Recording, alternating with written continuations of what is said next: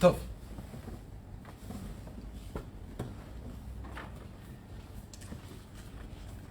Déjà, on Bezrat Hashem avec l'aide de Dieu, on va essayer d'étudier donc la Megillat Ruth. Pourquoi on étudie la Megillat Ruth? Parce que Adafka à Shavuot, juste avant Shavuot, c'est pour la raison que déjà, premièrement, David Amelech, il est mort à Shavuot.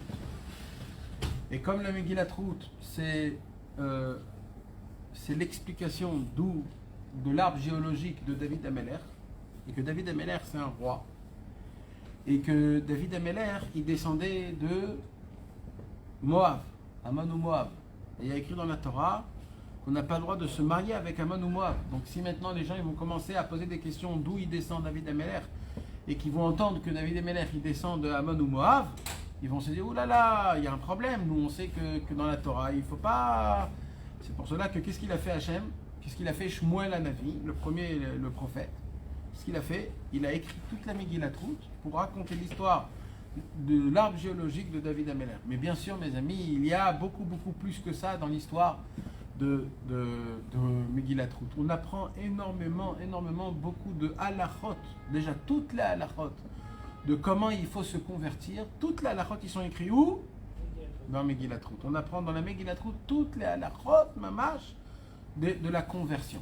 Mais ce qu'on apprend encore plus, Rashi nous apprend, Rashi nous dit, c'est quoi le plus qu'il y a, mamash, dans le Inyan de la Megillat Ruth. Et c'est ça qu'il faut se regarder et se rappeler. C'est ici. C'est quoi qu'il faut se rappeler et regarder? C'est comment Hachem Yitbarach, il paye aux gens, il paye, je vais vous dire en hébreu,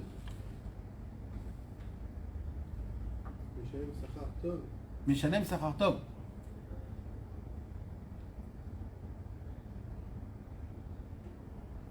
Les sabev sibot leotzi lifol et taole bemarshava filum yavo alede maasim shadam ose. Il y a ce qu'on appelle l'acte. Un homme il fait des choses. Et malheureusement, on ne voit pas qu'il y a un impact sur nos actions. Il n'y a pas d'impact, on ne voit pas d'impact. Alors d'où on peut se croire, se permettre de faire des choses des fois aussi mal. Parce qu'on se dit, ouais, ça va, il n'y a pas... Qu'est-ce qui va se passer si je vais dire un gros mot? Qu'est-ce qui va se passer si quelqu'un me demande de la tzedaka et moi je ne vais pas donner de la tzedaka? Il va rien se passer. Qu'est-ce que je fais si je vole ou je roule quelqu'un? Alors ça se peut que dans l'éthique c'est pas bon, mais qu'est-ce qui va se passer?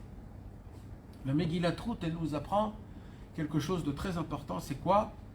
C'est qu'il y a effectivement un impact sur chaque millimètre d'action qu'un homme y fait, quoi que ce soit du bien ou que ce soit du mal. Et d'où on apprend ça? On doit tous apprendre ça de la Megillat Ruth. Alors ça ne veut pas dire que à chaque fois que je vais faire quelque chose de mal, on va tout de suite me mettre dans le droit chemin. Non, la Torah elle nous dit, regarde dans la Megillat Ruth comment Hachem il conduit ce monde, et toi tu dois apprendre de ça comment toi tu dois te conduire. Alors au tout début on va commencer de voir comment Akadosh Baruch Hu il mène le monde. Vayi bimei shvot hashoftim. C'est quoi Vayi bimei shvot hashoftim? Vayi ra'av ba'aretz. Vayelech ish mi bet lechem Yehuda lagur bisde Moav u veishto u shne banav. Rashi dit Vayi bimei shvot hashoftim לפני מלך שאול שהיו הדורות מתפרנסים על ידי השופטים ובימי הפצן היה שאמרו רבותינו יפצן זה בועז. מה הכוונה? À l'époque, comment ça fonctionnait avant qu'il y avait les Nevi'im, les prophètes? Comment ça fonctionnait? Il y avait les shoftim, c'était les juges. Les juges, eux, ils étaient comme des premiers ministres, comme des présidents, comme aujourd'hui, mais plus fort que ça encore. Les shoftim, les juges, d'abord, ils étaient des tzadikim. C'était des gens qui étaient acharaïs, c'est-à-dire comment on dit acharaïs, c'est-à-dire ils étaient responsables de tout le Ham Israël. C'est pas comme le Ham Israël, il était encore en pleine croissance. Alors le peuple juif, il ne pouvait pas être de lui-même tout seul. Il devait être sous une autorité de quelqu'un de grand. Et c'était qui les autorités d'à l'époque? où c'était eux, Bémet, les gens qui gardaient le peuple juif, c'était les Shoftim. Et les Shoftim, c'était quoi? Ils jugeaient le monde, ils donnaient la parnassa.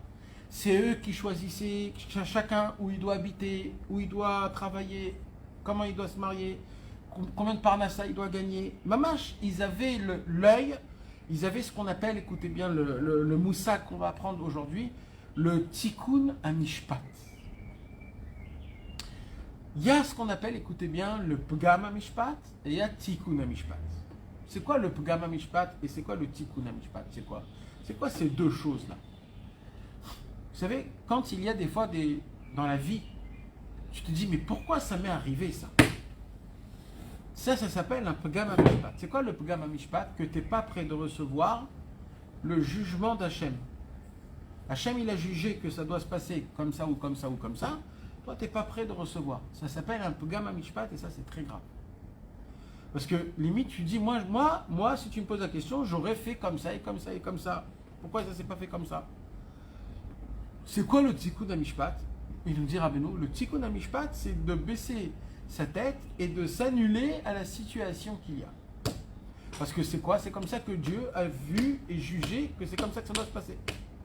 Quand un homme, il reçoit, il est Mekabel le digne de Shamaim, quand un homme, il reçoit, là, il prend sur lui ce qui se passe des événements et il le reçoit, il est Mekabel, ça s'appelle le tikkun amishpat. C'est la réparation du jugement, c'est le jugement d'Hachem. Comment Hachem a jugé bon de fonctionner ce monde-ci, moi je m'annule de cette façon-là. Mais le pgam amishpat, c'est quoi? C'est quand je ne suis pas prêt de m'annuler à la situation. Et je vais essayer de faire plein de choses.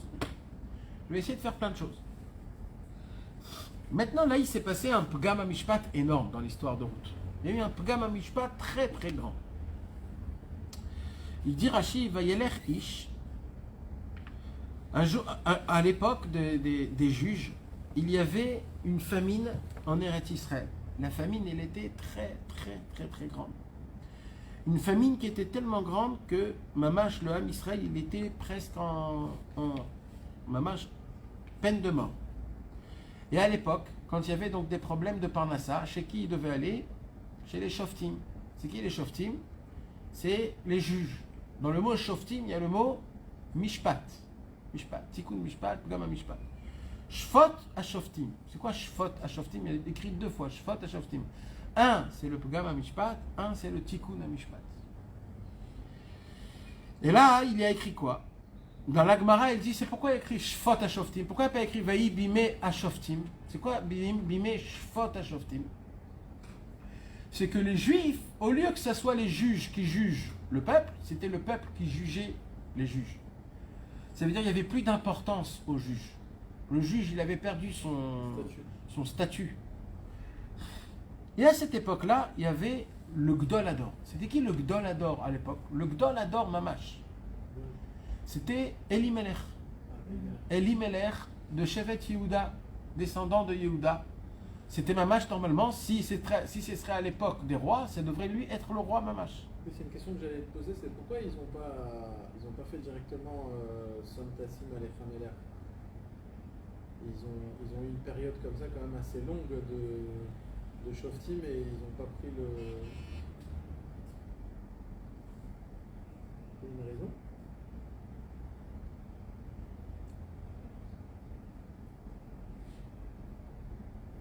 Je sais pas. Je sais pas. Ça s'est passé tout de suite après. Oui, après il y a eu le roi. Tout de suite après. Quand même, mais je sais pas, je sais pas. Je sais pas. Tough. Alors maintenant, qu'est-ce qui se passe? Elimelech, qui était un mamash, un très grand tzaddik. Veyelech Ish, mi Bethlehem Yehuda. Ish, ça veut dire quoi, Ish? Il dit Rashi, Ashir Gadol Aya ou Parnas Ador. Un très grand riche, et celui qui donnait la Parnassa à toute la génération. Et il dit quoi, Rashi? Écoutez bien. Veyatsa mi Eret Israël et Chutz Laretz. Il est sorti de Eret Israël en Chutz Laretz. Pourquoi? Mipnet Sahut Ha'ain. Parce qu'il était radin. Shehaïta enot tsara be'aniim abaim ledochako le karne enash. Qu'est-ce qui se passait? Tout le monde venait frapper à la porte de Elimelech et il lui demandait de la parnassa. Alors Elimelech il donnait 1, 2, 3. Mais il y a un moment où Elimelech il a dit, je ne comprends pas, toute ma richesse elle va partir. Je vais tout perdre mon argent.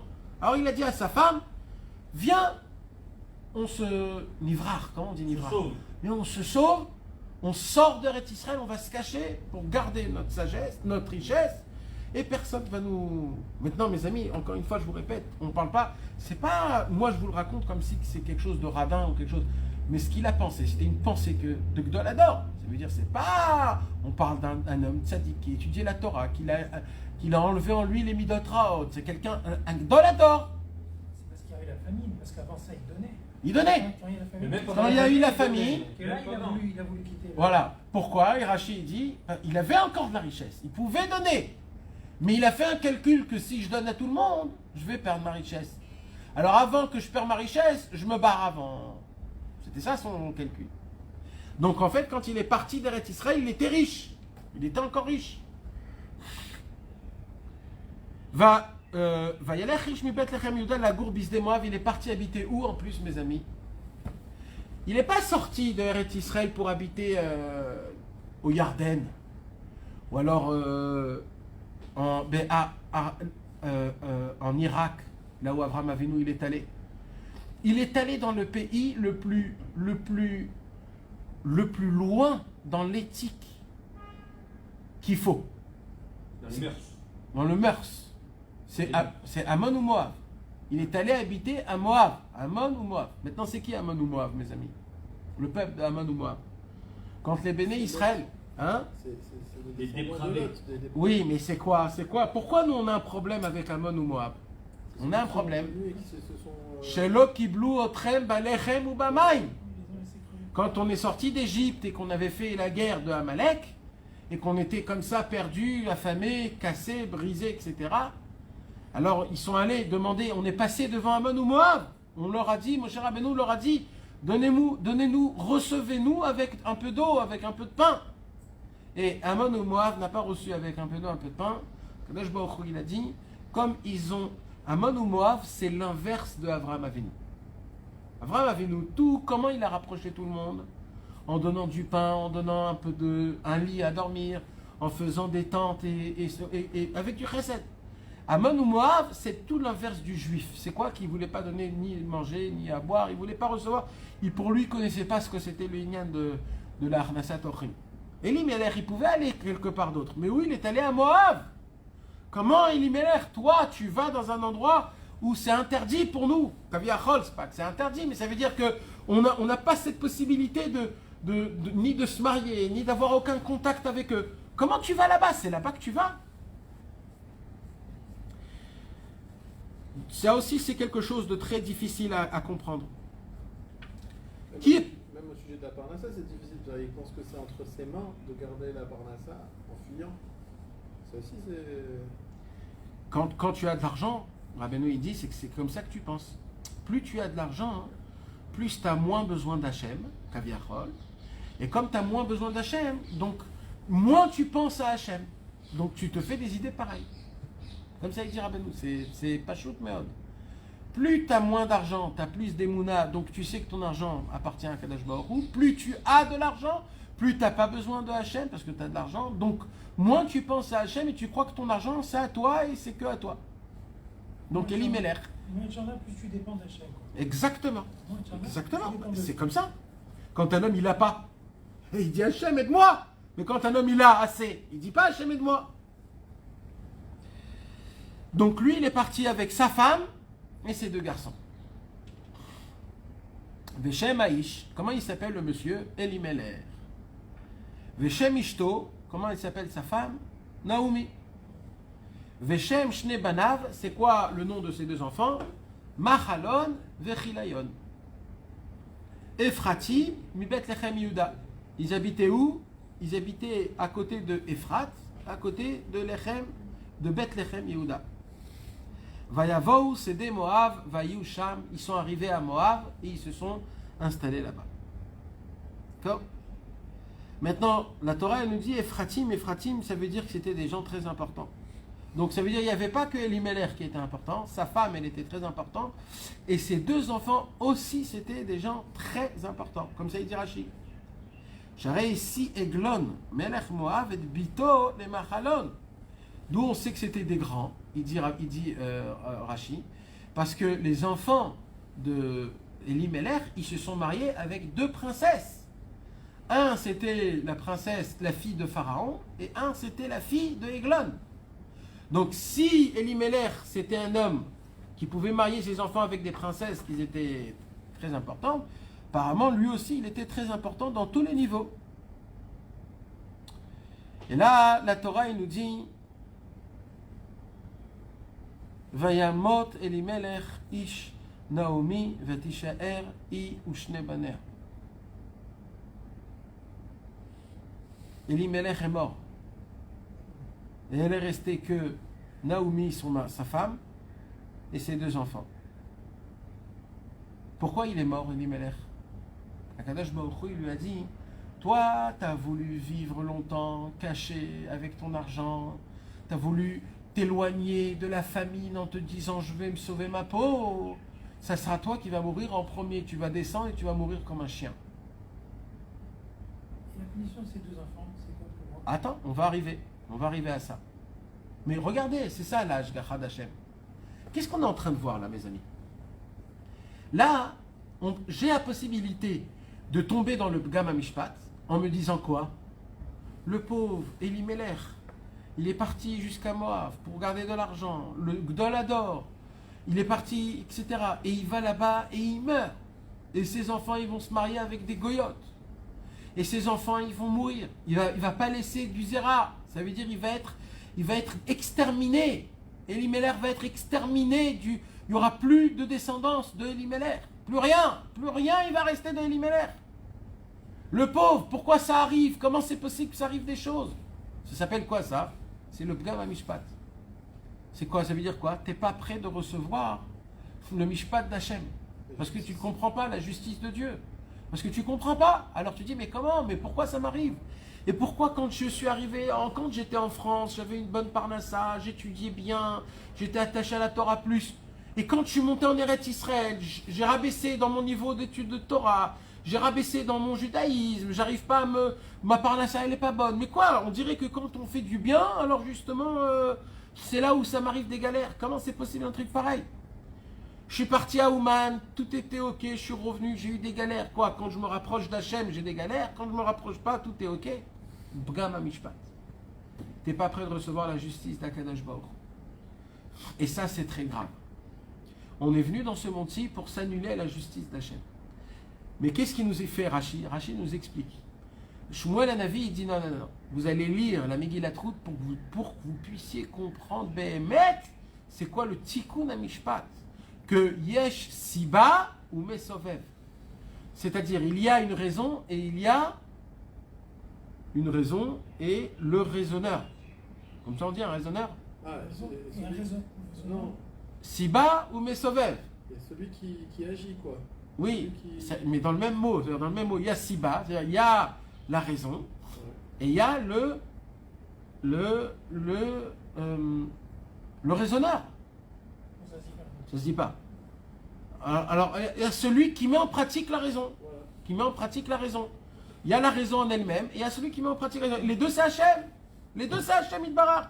Siba ou Mesovev. Non, la Siba, c'est pas nécessairement ça. La Siba, ça peut être le résultat de chacun. Non, mais c'est ça qu'on explique. Quand on explique, ce qu'on veut expliquer, c'est que même la Siba, c'est Hachem. C'est ça le Inyan. C'est que même le Siba et même le Mesovev, il a tailot vesibat kol asibot. Même la Siba et même le Mesovev, c'est Hachem Itbarach. C'est Hachem Itbarach, le point central et le point qui tourne autour du point central. C'est-à-dire, même quand tu... Donc maintenant, toi tu vois quelque chose. D'accord? Tu vois quelque chose. C'est quoi la Siba dans notre histoire à nous? La Siba, c'est qu'il est descendu en Chutz Laretz parce qu'il y avait une famine, il n'y avait pas d'argent. Donc la Siba, il est ok. Mais il a fait quelque chose de normal, il n'a pas fait quelque chose de mal. En général, il n'a pas fait quelque chose de mal. Mais il n'a pas fait. Mais il voulait sauver sa famille. Il voulait sauver. C'est quoi la faute qu'il a fait? C'est quoi? C'est qu'il a laissé le peuple. Peut-être qu'il a laissé quelqu'un d'autre à gérer. On ne sait pas. C'est quoi? Il a sauvé sa famille. Il n'a pas tué quelqu'un. Il n'a pas volé de l'argent. Il est parti. La Torah, elle nous dit non. Là, tu décolles la siba et le mesovev. Là, tu as pris la siba, tu l'as mis là, et le mesovev, tu l'as mis là. C'est-à-dire, la raison, elle est de côté là, et celui qui a fait la raison, il est de l'autre côté.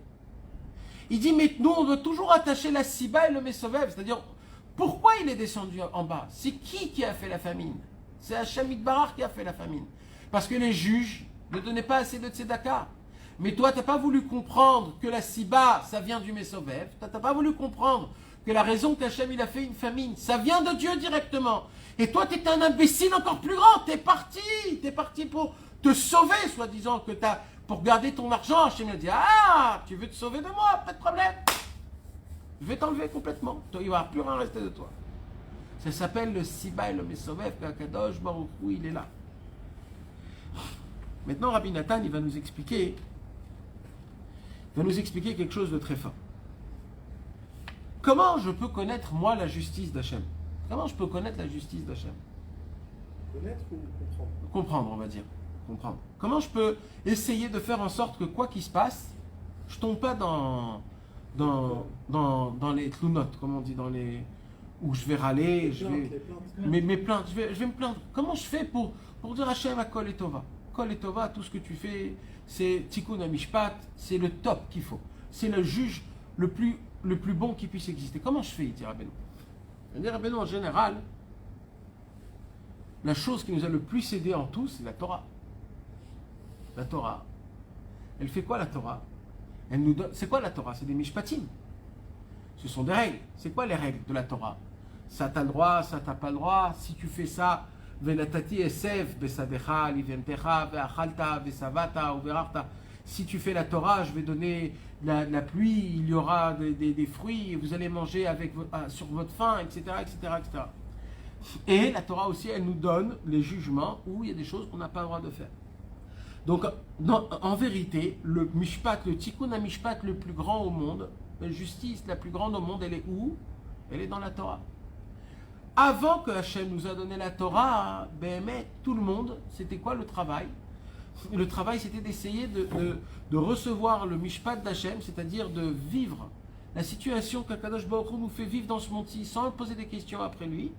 C'était très compliqué avant la Torah. C'était très compliqué. C'est pour cela qu'on voit que beaucoup, les béné Israël, ils étaient perdus complètement en Égypte pendant 400 ans. Ils n'arrivaient pas à se sauver de là où ils étaient. Et toujours, ils avaient des tlounotes, toujours, ils avaient des plaintes quand il leur passait quelque chose. Pourquoi c'était tout ça, il dit Rabbeinu? Il dit Rabbeinu parce qu'ils n'avaient pas encore la Torah. Mais au moment où ils ont reçu la Torah, ils ont reçu le Tikkun HaMishpat. Kadosh Baruch Hu nous donne une photo un peu plus claire de ce monde-ci. Comme quoi, ce monde-ci, il y a un but. On va quelque part dans un but. C'est pour aller arriver quelque part. C'est pas juste tam. C'est la Torah, elle est là juste pour donner des ordres. Il y a une réparation dans la Torah. Ça a été quand le plus grand Pgam HaMishpat, mes amis? Le plus grand Pgam HaMishpat, c'était le moment où on est sorti d'Égypte. Dès qu'on est sorti d'Égypte, vous vous rappelez que je vous ai dit qu'est-ce qui s'est passé? Hachem nous a fait sortir d'Égypte avec une lumière énorme. Et après cette lumière-là, il nous l'a enlevée. Et quand on est sorti d'Égypte, on se retrouve dans le désert. On se retrouve dans le désert sans lumière, sans volonté, sans rien. Et là, on se dit, mais qu'est-ce qu'on fout ici? Viens, on retourne en Égypte. Ça s'appelle quoi ça? Pgam HaMishpat. On sort, on se rapproche devant la mer. On voit derrière nous les Égyptiens, des deux côtés les bêtes féroces. En face de nous, la mer qui est en train d'avoir des vagues énormes. Et là, on se dit encore une fois, qu'est-ce qu'on fout ici? Allélu Omrim, Nachzor, Venelech, Mitzrayma. On commence à voir des équipes. Ils disent, on se bat. Il y en a qui disent, non, on retourne en Égypte. Chacun, c'est quoi ça s'appelle ça? Un Pgam HaMishpat. Moshe Rabbeinu, il voit qu'il y a un Pgam HaMishpat tout le temps. Après, on est sorti de la mer, on passe devant des colonnes de mer qui s'ouvrent, et nous on passe, Vayavor, Bayam ou Bayabasha, Betochayam, on marche. Dès qu'on termine, la mer, elle se retourne, elle se referme, et qu'est-ce qui se passe? On se dit, mais où ils sont les Égyptiens? On les a pas vus. Et Moshe Rabbeinu dit, Hachem, je t'en supplie, fais que la mer, elle crache les Égyptiens pour qu'ils les voient, parce que s'ils ne vont pas les voir, et là il y a écrit quoi? Et les Égyptiens, la mer a rejeté les Égyptiens. Et là ils ont vu que les Égyptiens ils sont morts, ils ont dit top, Metsuyan. Après, qu'est-ce qui se passe? Vous êtes passé dans la mer. On a ouvert la mer. Vous vous posez des questions où ils sont les Égyptiens, mais comment on arrive à une situation pareille? Ça s'appelle quoi? Pgam Mishpat.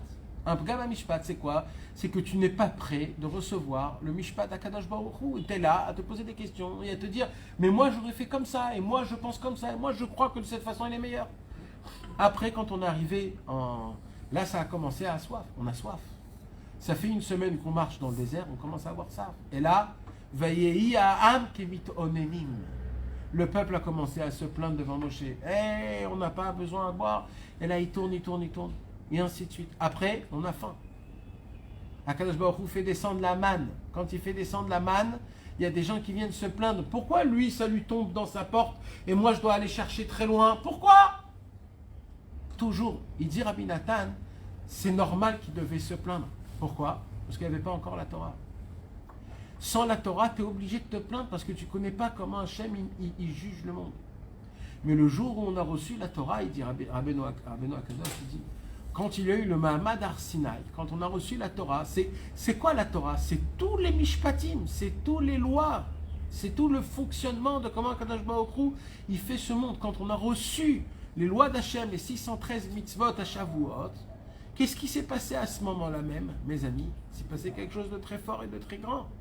C'est qu'à ce moment-là même, on a reçu une asaga, une perception, jusqu'à la fin de tous les temps, que grâce à la Torah, il y a ce qu'on appelle un tikkun hamishpat, que si tu regardes la Torah Behemet, tu peux découvrir que tout ce qui se passe dans ce monde-ci, c'est yachar, c'est droit et c'est juste. On dit Tikkun Leil Shavuot. Tikkun Leil Shavuot. Ouais.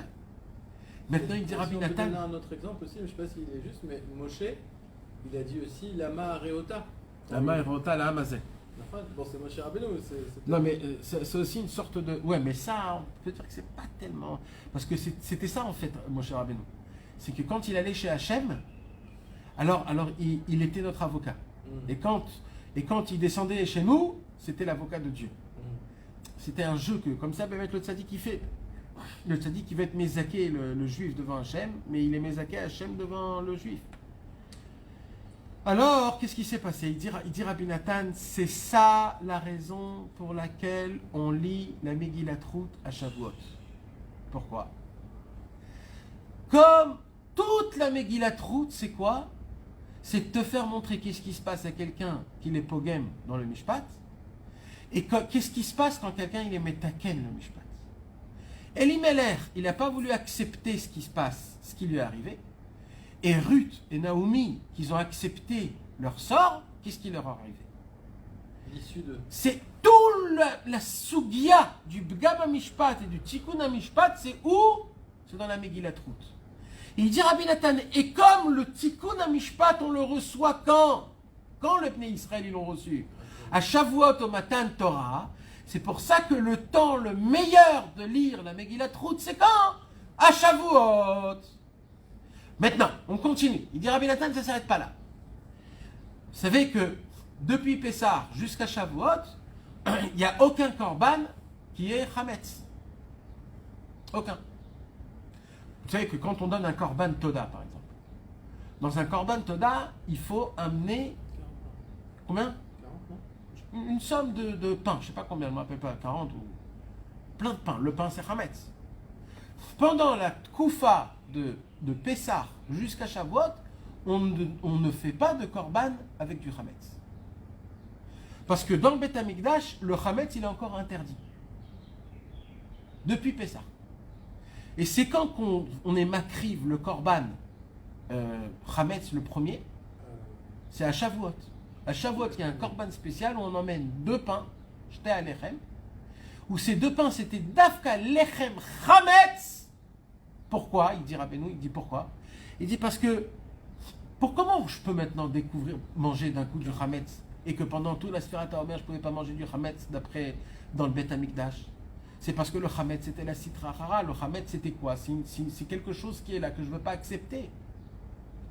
Il dit Rabbeinu, mais comme maintenant il y a le Tikkun HaMishpat, il y a maintenant la Torah, alors grâce au Mishpat, même le Chametz, il peut devenir kasher. Pourquoi? Parce que quand il y a une règle, alors tout rentre en règle. Mais quand il n'y a pas de règle, alors tout ce qui se passe, tu peux mettre un point d'interrogation. Et il dit, le plus grand Pgam HaMishpat, c'était qui? C'était quoi? C'était qui? David HaMelech. David HaMelech, il pouvait, sur chaque moment de sa vie, se dire, mais pourquoi ça m'arrive? Avshalom, mon fils, il veut me tuer. Shaoul, il veut me tuer. Avner Ben-Ner, il veut me tuer. Achitophel, il entend que Hachem, il veut que je meure. Pendant des années, je suis compté comme un mamzer. On me retire de tous les endroits. J'ai été loin en tant que roi. Personne ne me reçoit comme roi. David HaMelech, c'est mamash la personne que lui, il pouvait faire le Pgam HaMishpat chaque instant, chaque moment. Et apparemment, David HaMelech n'est pas tombé une seule fois dans le Pgam HaMishpat. Exactement à l'envers. Qu'est-ce qu'il a fait, David HaMelech?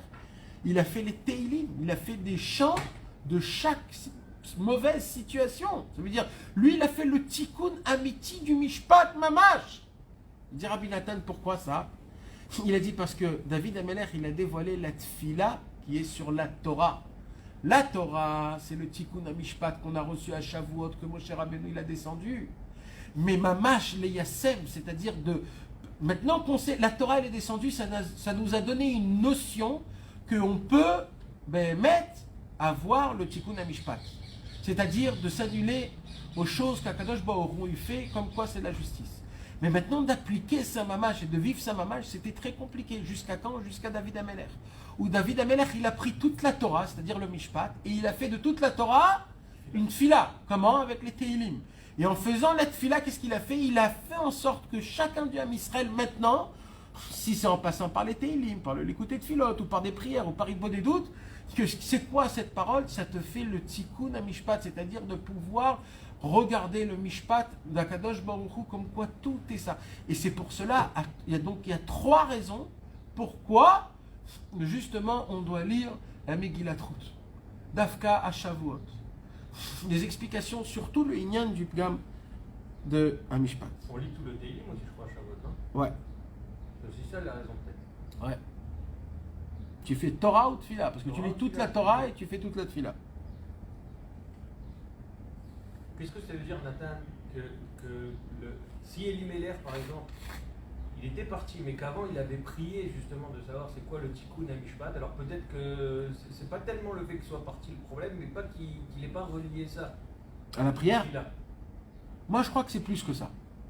Non, pourquoi je te dis ça? Pour savoir comment nous on doit se comporter. Maintenant, tu prends une petite plaque où il y a une petite difficulté dans la vie. Alors, où tu te dis, je vais pas faire de Pgam HaMishpat, donc comme ça arrive, je fais rien. J'accepte, je paye, je prends une petite tarte dans la tronche. Ou tu peux dire, attends, quand même, je suis un Ben Adam, Hachem, il attend peut-être que je fasse des choses.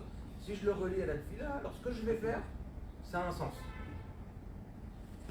Est-ce qu'il y a un truc comme ça ou pas? Parce que c'est fin de savoir, est-ce qu'on a le droit de réagir à une situation ou pas? Parce que non, ça ne peut pas être considéré comme un Pgam HaMishpat, le fait que tu réagis à quelque chose?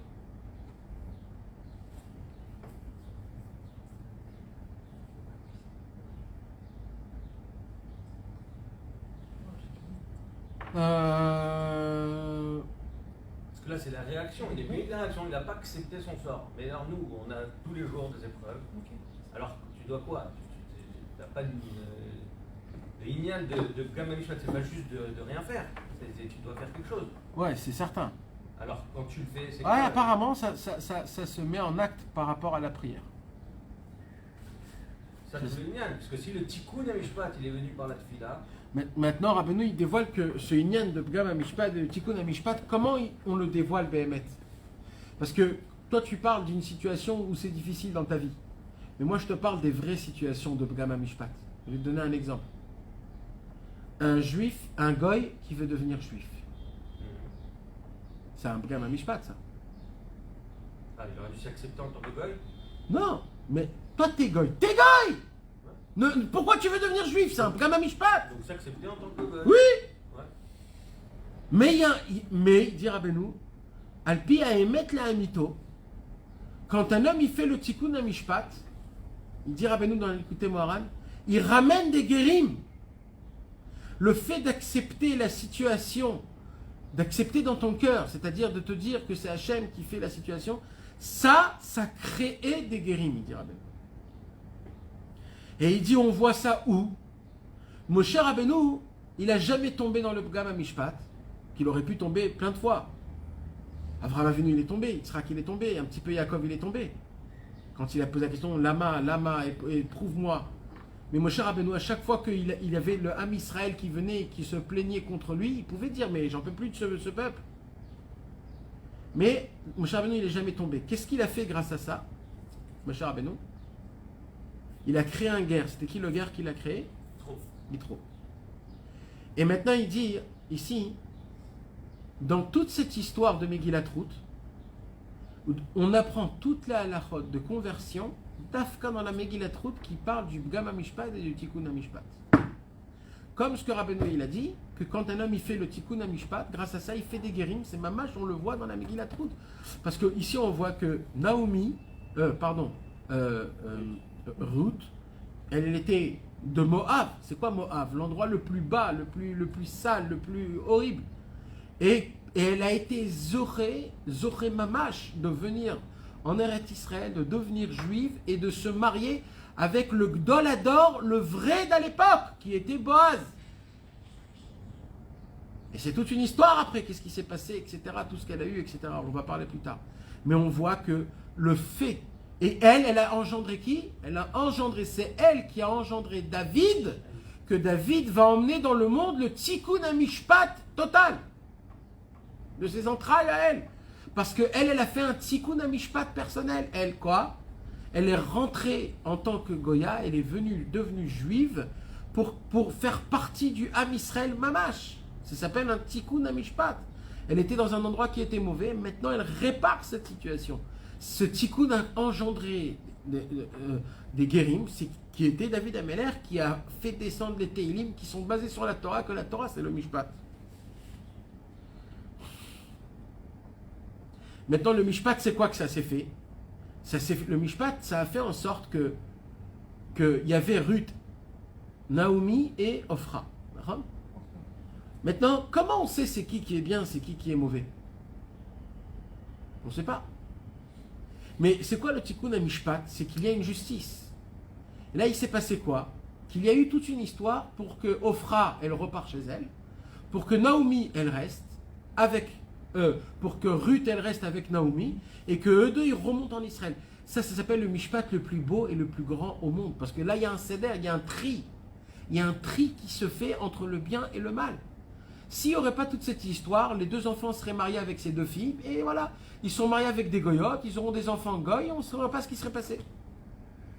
Mais le fait qu'il y a eu toute cette histoire, que le mari il est descendu et qu'il est mort et que les enfants aussi ils sont morts, et qu'ils sont restés veuves, et que Naomi elle veut rentrer chez elle à la maison, et que elle propose à ses deux filles de rester, et les deux filles disent non.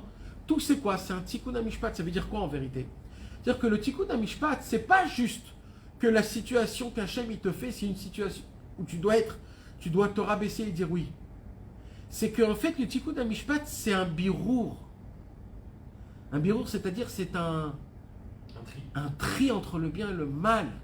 C'est un lavage qu'Hachem il est en train de te faire, d'éloigner tout ce qui est de mal à côté de toi et de rapprocher tout ce qui est bien à côté de toi.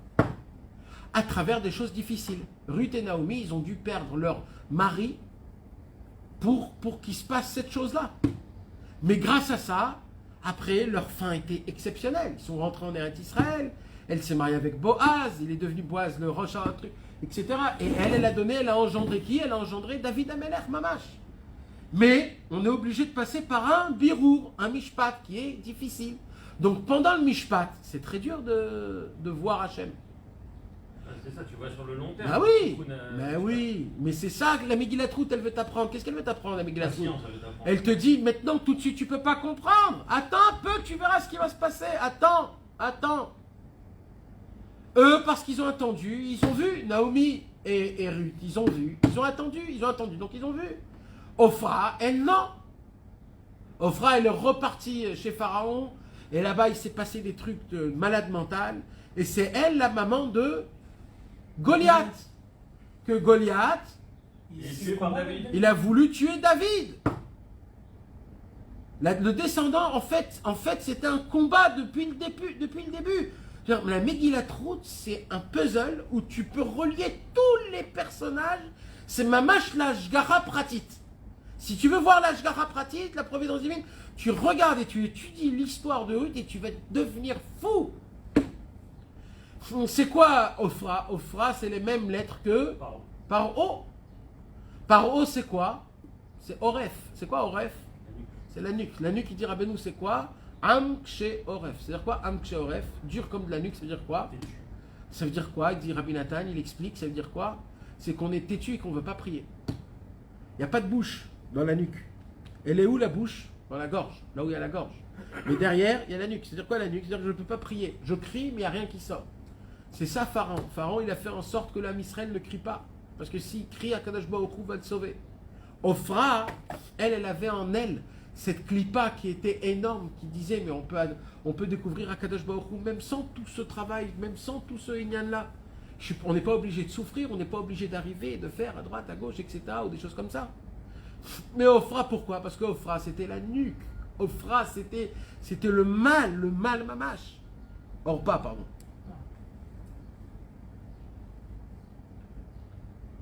Pourtant, au début, elle avait bien commencé. Quoi. Oui, Nahon. C'est-à-dire qu'au début, en vrai, il y a souvent les bonnes intentions. Tout le temps, c'est des bonnes intentions. Mais même après qu'il lui a posé la question, il a dit, je reste avec toi. Elle lui dit, je reste avec toi, mamache. Elle lui dit, non, je veux pas. Rentre chez toi.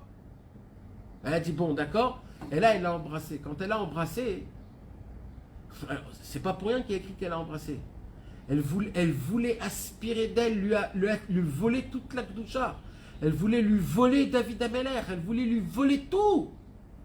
Tout, elle voulait lui prendre. Tout prendre pour la Touma. Mais Ruth, comme elle avait David en elle, et David, c'est la Simcha. Ruth, c'est quoi Ruth, on dit en hébreu? Chez Riva, chez Natna Ben, chez Riva, l'éloqué Israël. Riva, ça veut dire quoi? Riva, ça veut dire qu'il a fait des chants. Il a chanté des chants. David Ameler, il a été un poème pour Akadosh Baruch Hu. C'est ça qu'il explique, Rabbi Nathan.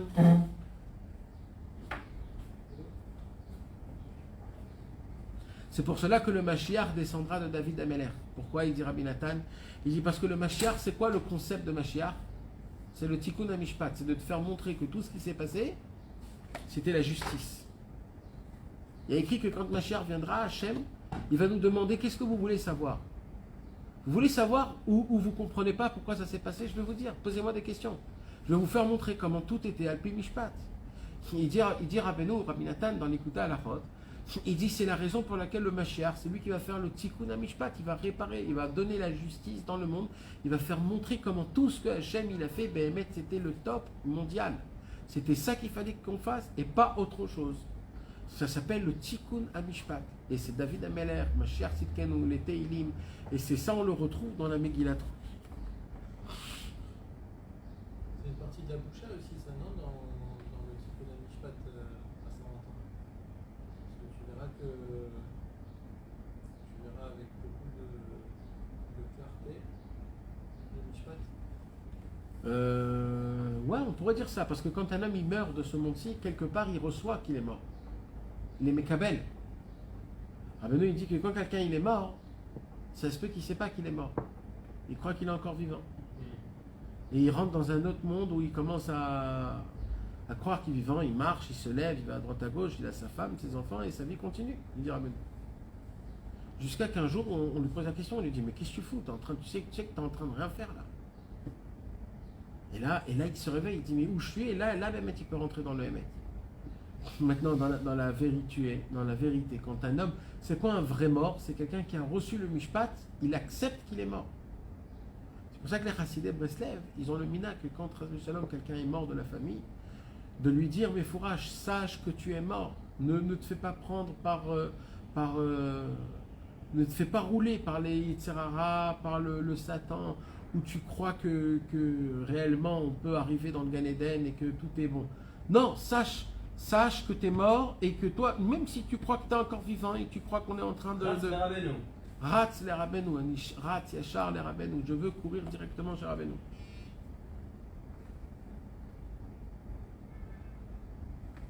שהידיעים נתרבה השלום, אבל מבחינת הסם גבולך שלום חלף ראיתי משגחה. אבל על ידי זה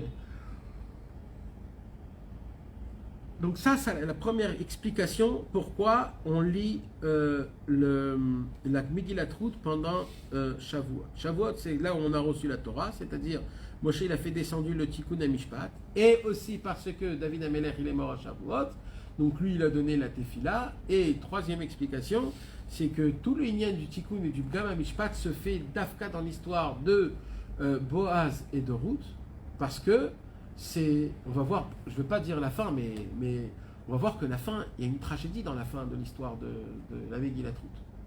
C'est que Boaz, après qu'il se marie avec, il meurt le lendemain, ça veut dire, il ne s'est rien passé, ça veut dire. Mais en vérité, le Boaz, il est venu dans ce monde-ci pour emmener cette Neshama, pour engendrer David HaMelech. C'est-à-dire, des fois, il y a des choses qui se passent dans le monde, que ces choses-là, en fait, ils n'ont aucune existence que pour faire une chose. Et dès qu'ils font cette chose, après, ils ont terminé leur histoire. Des fois, c'est une toute petite chose. Et c'est ça qui nous apprend ici, le lien de la Emouna, c'est de viser dans l'endroit exact où, au moment où tu l'as visé, tu peux rentrer chez toi tout de suite. Par contre, les autres, ils doivent rester pour le buffet, pour le dîner, pour le goûter, pour tout ce que tu veux. Celui qui vient, il est là, il attache, il donne le point, il dit c'est ça le Inyan. Et voilà. Donc ça, c'est ce qu'on a étudié, le petit peu le commencement de la Megillat Ruth. Bezrat Hashem, avec l'aide de Dieu. Hazak ou Baruch.